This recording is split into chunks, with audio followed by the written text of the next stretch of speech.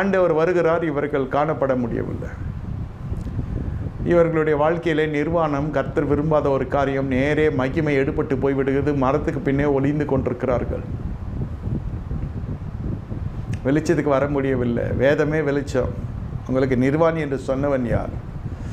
பவுல் கேட்கிறார் கலாத்திய சபையை பார்த்து, உங்களை மயக்கினவன் யார்?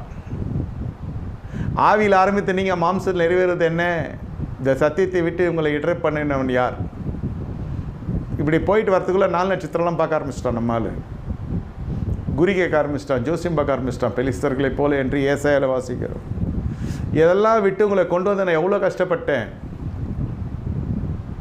இப்போ பாருங்கள், இந்த பெலிஸ்தர்களுடைய சவகாசங்கள் இதெல்லாம் வந்து விசுவாசிக்குள்ளே இருக்கும். 4 நட்சத்திரம் பார்க்கறது, போய் குறி கேட்கறது, போய் ஜோசியம் பார்க்கறது,